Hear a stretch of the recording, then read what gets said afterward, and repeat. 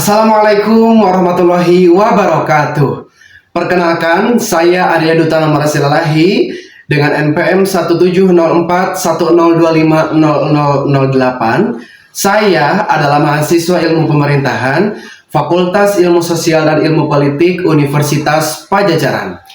Pada kesempatan yang berbahagia ini, saya akan membawakan sebuah materi yang berjudul Kekuasaan dengan subjudul Kekuasaan menurut filsafat politik.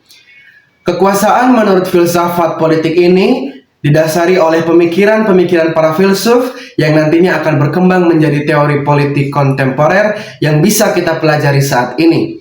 Pemikiran yang akan saya bawa adalah pemikiran kekuasaan ala Plato.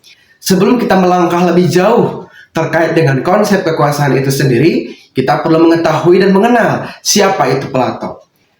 Plato adalah seorang filsuf.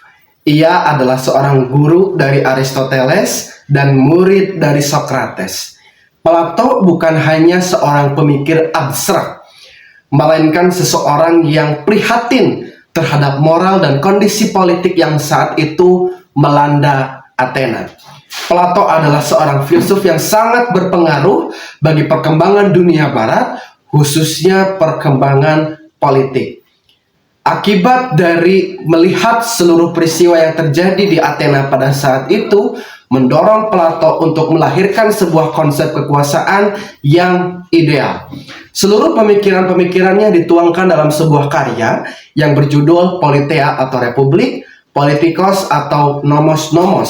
Dedikasinya dan kecintaannya terhadap kota kelahirannya mendorong Plato untuk melahirkan sebuah institusi pendidikan filsafat pertama di dunia yang disebut dengan akademia. Plato melihat bahwa kekuasaan bukan sekedar bagaimana kita menjalankan kekuasaan itu, tetapi juga kekuasaan adalah tanggung jawab dan moralitas yang harus dijalankan oleh seorang figur pemimpin.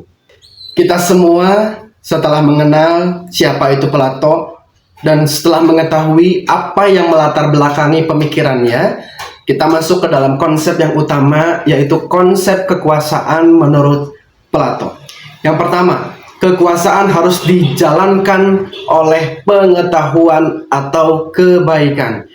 Plato mengemukakan bahwa konsep kekuasaan yang ideal itu adalah kekuasaan yang dijalankan berbasis pengetahuan dalam kebaikan. Artinya, kebaikan yang dimaksud adalah kebaikan untuk mencapai keadilan, kebaikan untuk mencapai kesejahteraan bersama. Selain itu pula, pemikiran Plato terkait dengan konsep kekuasaan, bahwa Plato menolak anggapan semua orang layak untuk memerintah. Plato mengemukakan, kekuasaan bukan hak, melainkan tanggung jawab moral dan intelektual. Yang kedua adalah konsep raja filsuf atau philosopher king. Kita semua mengetahui bahwa konsep kekuasaan yang paling terkenal yang dikemukakan oleh Plato adalah konsep philosopher king atau raja filsuf. Bagi Plato, hanya seorang filsuflah yang boleh untuk menguasa, yang boleh untuk memimpin, karena hanya seorang filsuf pada masa itu yang mampu memberikan sebuah pernyataan kebenaran dan keadilan secara alamiah dan rasional yang bisa dipertanggungjawabkan secara moral dan hukum.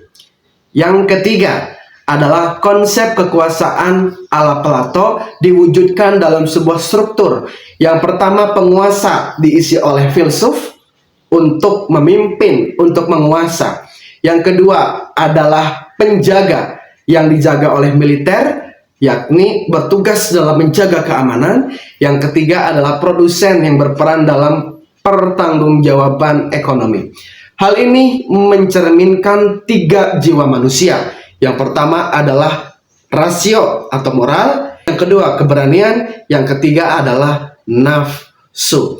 Dari semua itu, konsep kepemimpinan tetap bahwa kekuasaan harus berada di atas rasio, bukan untuk kepentingan ekonomi semata ataupun kepentingan nafsu. Karena filsuf sebagai seorang penguasa bisa memberikan sebuah kebenaran dan keadilan bagi yang dipimpinnya. Lalu yang terakhir adalah penguasa atau kekuasaan adalah sebagai alat atau sarana dalam mewujudkan keadilan dan keharmonisan bagi bersama. Kekuasaan yang kita kendalikan, kekuasaan yang kita pegang, pada hakikatnya harus mengacu pada kesejahteraan sosial. Pada hakikatnya harus mengacu pada keadilan bersama. Hal ini mencerminkan dari setiap kejadian-kejadian yang terjadi di Athena pada saat itu, hingga timbul sebuah pemikiran-pemikiran ala Plato yang lahir menjadi sebuah konsep, yang lahir menjadi sebuah gagasan. Itu akan berkembang menjadi sebuah teori politik kontemporer yang bisa kita pelajari saat ini. Baik, cukup sekian yang bisa saya sampaikan. Terima kasih atas perhatiannya. Assalamualaikum warahmatullahi wabarakatuh.